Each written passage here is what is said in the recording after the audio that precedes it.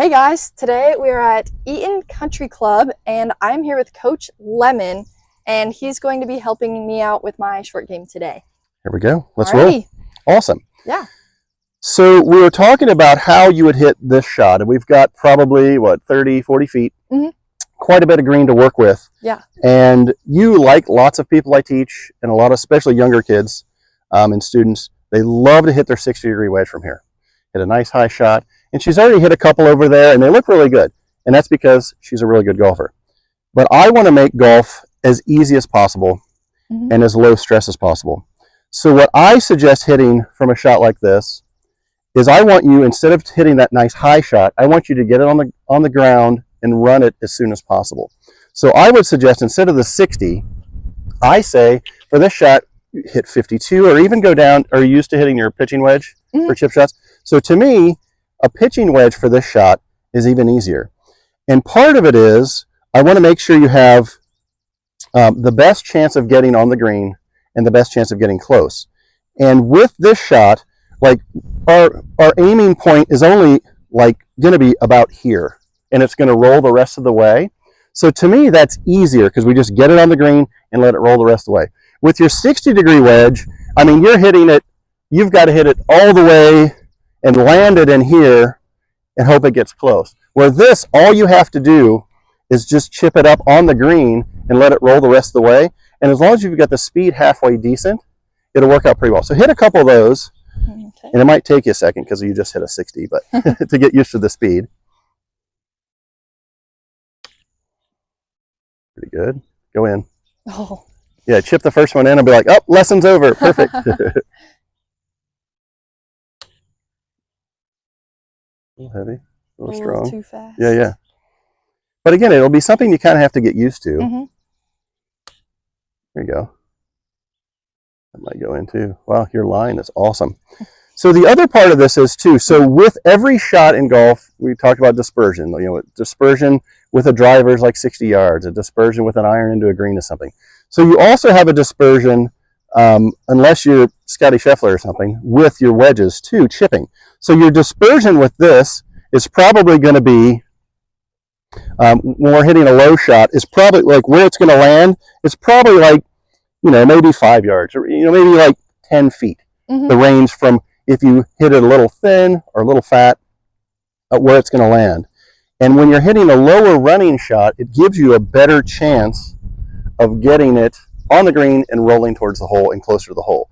But if you're using like a 60-degree, your dispersion and where you're going to land it is really, really big.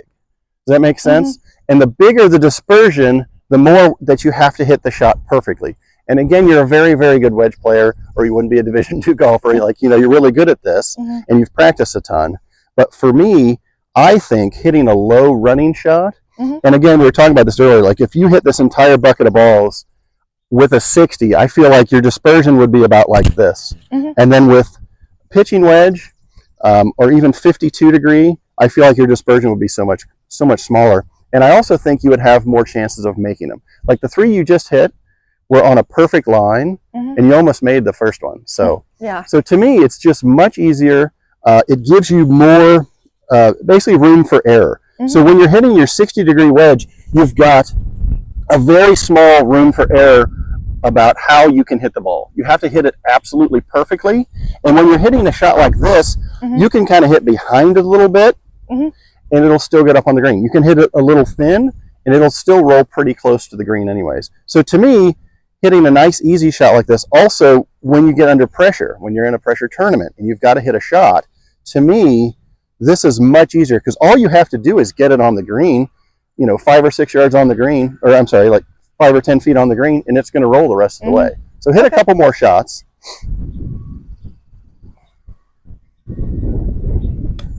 Oh, that one was A little thin.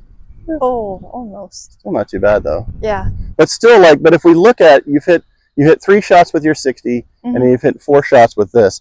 Your pattern is much closer. Like the 4 shots you just hit are closer than on average than the other that you hit with a 60. So does that make sense that higher launching shot? Now there's a place for a 60. If you're going over a bunker, or you've got short side, or even if we're like going to this pin right here, I'm going to have her hit probably a 56 or 60. But I think the sooner you can get the ball rolling on the green, the easier it is. And I feel like, to me, it makes it so much easier of a shot. Like hitting a 60 from here, to me, I have to hit that so precisely in order to get it right. Where this, it's just like, I just have to dump it on the green and it's going to get up there pretty close. That makes sense?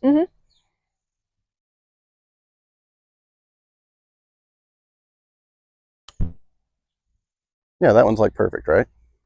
Yeah, if I didn't hit the other ball, I've been right next to it. Oh, behind it a little bit. Yeah, see how, that's a perfect example though.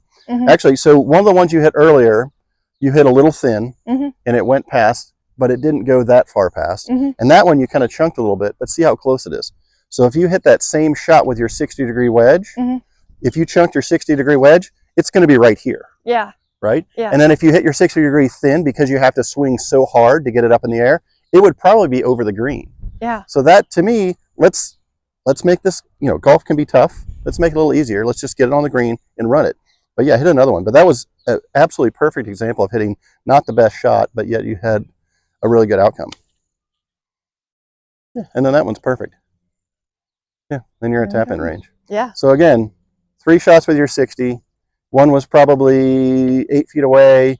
One was like 5 feet. You did have a nice close one. Again, you're very good at chipping. But the dispersion that you have with this shot, I mean, already, and you haven't even practiced it, is so much smaller. Yeah, so, definitely. That I teach my students about short game is like, golf can be tough. Golf gets very, very tough when you're under pressure and you're in a tournament, you're trying to win a tournament. Obviously, if we're in this position off the green, we've missed a green or we've hit up close on a par 5. So we're thinking we're either, in a situation where we want to get up and down for par or we want to get up and down for birdie. So either way, we want to do the best we can to get the best shot as close as we can and maybe give it a chance to go in. Yeah. And if we can make this easier, because when you're under pressure, you need a bigger margin for error. And with your 60-degree wedge, your margin for error is very, very small. And again, you're great at what you do, but let's give yourself a little easier chance to get it on the green. So in order to get close, or as close as those, you have to hit your 60-degree right here, within a very small margin for error.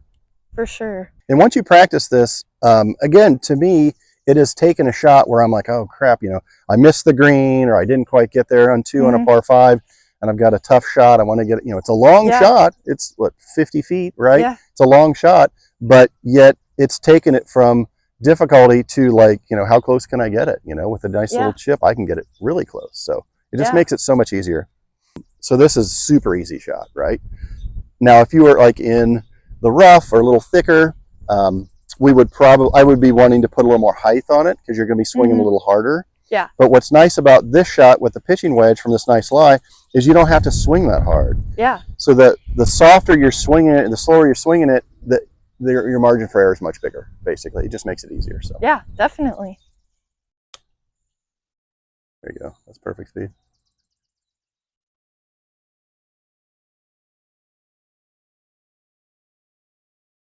In like nice. Really? Yeah, it was perfect. That was her, and literally.